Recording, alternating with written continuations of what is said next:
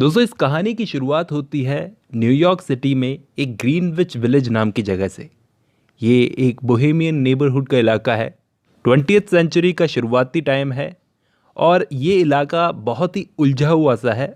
पेचीदा माहौल है यहाँ का। घूमती हुई जलेबी की तरह घूमती हुई गलियाँ हैं और आर्टिस्ट लोगों के लिए ये माहौल एकदम सही एनवायरनमेंट है यहाँ पर। कौन से आर्टिस्ट?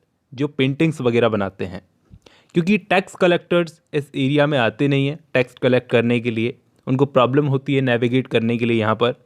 तो गरीब आर्टिस्ट के लिए ये टाउन एकदम जन्नत की तरह है। अब इस कहानी में दो लड़कियाँ हैं, सू और जॉन्सी। ये दो यंग आर्टिस्ट गर्ल्स हैं। इन दोनों की एक रेस्टोरेंट में मुलाकात होती है। इन दोनों का आर्ट को लेकर टेस्ट भी सेम ही है। तो ये दोनों लड़कियां तय करती है कि हम दोनों एक साथ रहेंगी और अपना काम करेंगे। अपने एक सस्ते से स्टूडियो में ये दोनों एक साथ रहती हैं, एक top of run down apartment की बिल्डिंग में। ये एक रूम लेकर सस्ते से रूम में रहती हैं, अपना स्टूडियो बना रखा है। अब क्या होता है दोस्तों, कहानी में ट्विस्ट आता है। सर्दियों का मौसम आया और इस टाउन में एक स्ट्रेंजर का आना हुआ, मिस्टर निमोनिया। निमोनिया बीमारी आ गई यहाँ पर। निमोनिया की बीमारी ने इस इलाके में दस्तक दी और पूरे एरिया में लोग बीमार होने लगे।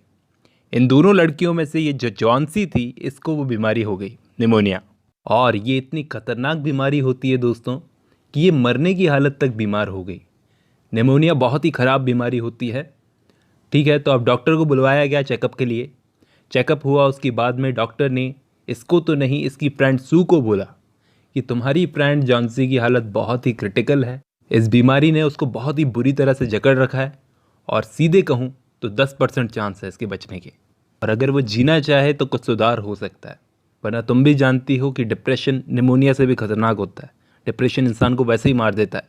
अगर वो जीना ही नहीं चाहे तो बताओ कैसे मेरी दवाइयाँ असर करेगी, उसकी हेल्थ में कैसे सुधार होगा। डॉक्टर उससे एक सवाल पूछता है कि क्या इसको कोई डिप्रेशन है, मतलब कोई रीज़न है, तुम जानती हो कौन सी चीज़ इसको डिप्रेस कर रही है, कुछ पता है? तो सू बोलती है कि ये कोई बे ऑफ नेपल्स की पेंटिंग बनाना चाहती थी, ये इसका एम्बिशन था और इसका ये एम्बिशन पूरा नहीं हो सका, शायद वही वजह रही होगी। तो डॉक्टर पूछता है कि मैं पूछ रहा हूँ कोई आदमी से कोई इसका रिलेशन है, मतलब कोई बॉयफ्रेंड वगैरह इसकी लाइफ में है? तो ये सू बहुत ही श्योर होकर फर्मली बोलती है कि कोई आदमी नहीं है, इतना मैं जानती हूँ। तो डॉक्टर बोलता है कि फिर अब मैं क्या कर सकता हूँ, देखो दुआ करो। अब सू क्या करती है, जॉन्सी के पास में बेड पर बैठ जाती है, अपनी बीमार फ्रेंड के पास बैठकर अपनी मैगजीन का इलस्ट्रेशन तैयार करने लगती है, अपना काम करने लगती है। तभी जॉन्सी खिड़की के बाहर देखती है, पेड़ों से पत्ते झड़ रहे थे एक एक करके। ये जॉन्सी उन गिरते हुए पत्तों को गिनती है, 1 2 ऐसे करके, कि कैसे पेड़ बिल्कुल खाली हो रहा है। और उसके दिमाग में पता है क्या चल रहा था कि जब इस पेड़ का आखिरी पत्ता, लास्ट लीफ, आखिरी पत्ती गिर जाएगी तब उसकी ज़िंदगी भी ख़त्म हो जाएगी। तो उसकी फ्रेंड सू उसकी इस बात पर बोलती है कि जॉन्सी तुम इतनी सिली बातें मत करो, डॉक्टर ने भी बोला है कि तुम्हारी रिकवरी के 90% चांसेस हैं, 90% श्योर है कि तुम बच जाओगी, पागल मत बनो, डॉक्टर से बड़ी तो नहीं हो तुम। सू यहाँ पर झूठ बोल रही है, डॉक्टर ने तो बोला 10% चांस है, ताकि वो अपने दोस्त की उम्मीद बांध के रख सके। और जैसे ही मेरी मैगजीन का इलस्ट्रेशन बिक जाएगा, मैं तुम्हारे लिए, मेरे लिए, दोनों के लिए खाना लाऊंगी, वाइन लाऊंगी। वो हर तरह से कोशिश कर रही है कि वो अपनी फ्रेंड जॉन्सी को चीयर अप कर सके, लेकिन जॉन्सी का कोई खास रेस्पॉन्स नहीं है इसकी तरफ। जॉन्सी बोलती है कि मैं इन पत्तों की तरह अपनी पकड़ खो दूंगी इस पेड़ से, ज़िंदगी के पेड़ से, और लहराती हुई पुअर टायर्ड लीव्स की तरह ज़मीन पर गिर जाऊंगी। अब मेरे सामने भी कोई अगर ऐसी बातें करेगा तो हिम्मत टूट ही जाती है। ये सू क्या करती है, इनके नीचे वाले कमरे में एक बूढ़ा अल्कोहलिक आदमी रहता है। वो एक आर्टिस्ट है, लेकिन अनसक्सेसफुल आर्टिस्ट है, जिसका नाम है बेयरमैन। वो इस गांव में पेंटिंग बनाकर बहुत ही कम पैसा कमाता है अपनी ज़िंदगी चलाने के लिए। इसने पूरी लाइफ में एक मास्टरपीस बनाने की कोशिश की है इस बेयरमैन ने, लेकिन ये फेल रहा। एक भी मास्टरपीस ये बना नहीं पाया अपनी लाइफ के अंदर।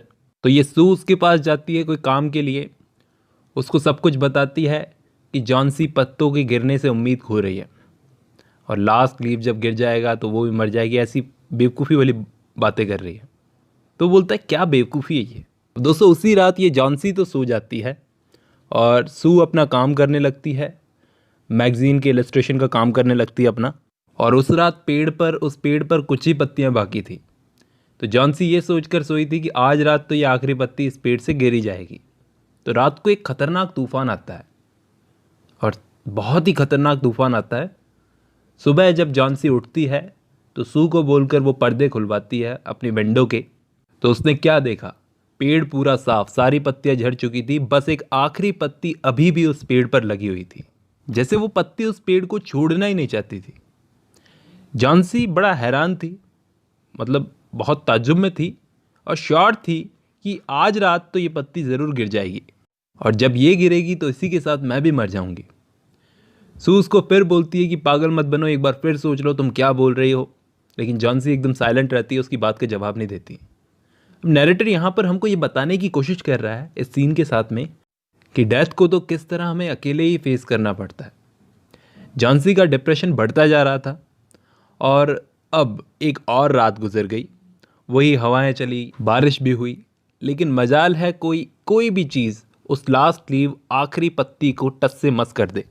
जॉन्सी इस चीज़ को देखकर सरप्राइज थी। वो उठकर अपने बेड पर बैठ गई। उसने सूप मंगवाया और एक मिरर मंगवाया, एक शीशा। और वो इस चीज़ को रिमार्क करती है कि कुछ तो है जो इस लास्ट लीव को गिरने से रोक रहा है। थोड़ा टाइम और गुजरा। जॉन्सी ने अपनी बे ऑफ नेपल्स की पेंटिंग का जो एम्बिशन था उसको मेंशन किया। कहने का मतलब उसकी हालत में अब सुधार आ रहा था। डॉक्टर भी आया। उसने बोला कि इसके बचने के, रिकवर होने के चांसेस बढ़ गए। डॉक्टर ने उन दोनों लड़कियों को ये भी बताया कि तुम्हारा जो पड़ोसी है, जो तुम्हारे नीचे रहता है, वो ओल्ड अल्कोहलिक बियरमैन, उसको भी निमोनिया हो गया है, उसको तो हॉस्पिटल ले जाना पड़ेगा। तो ले गए वही हॉस्पिटल उसको भी। और अगले दिन बैड न्यूज़ आई कि वो बेचारा सरवाइव नहीं कर सका, गुजर गया वो। चौकीदार को उसके रूम में वो बीमार सा मिला था। कपड़ों पे उसके बर्फ़ या कुछ पानी वगैरह लगा हुआ था, जिससे पहचाना गया कि शायद ये रात को तूफ़ान में बाहर गया था। और उसके रूम में एक लैडर मिली थी, एक सीढ़ी मिली थी, और पेंटिंग का कुछ सामान। शायद वो कोई पेंटिंग का काम करने गया था उस तूफ़ानी रात में। दरअसल वो सीढ़ी से चढ़कर आया और जॉन्सी के कमरे की खिड़की के बाहर एक पत्ती की इमेज बनाई अपने पेंटिंग के सामान से, और इतनी रियल इमेज बनाई कि कोई पहचान नहीं सकता था कि वो असली पत्ती है या पेंटिंग। तभी जॉन्सी को ताज्जुब हुआ था कि ये अकेली पत्ती कैसे बच गई। तूफान आया, सारी पत्तियां जड़ गई, लेकिन ये अकेली पत्ती कैसे बच गई? वो पत्ती नहीं थी, असल में पेंटिंग थी। या फिर ऐसा कहूं कि ये पेंटिंग नहीं, एक उम्मीद थी जिससे जॉन्सी को जिंदा रखा था।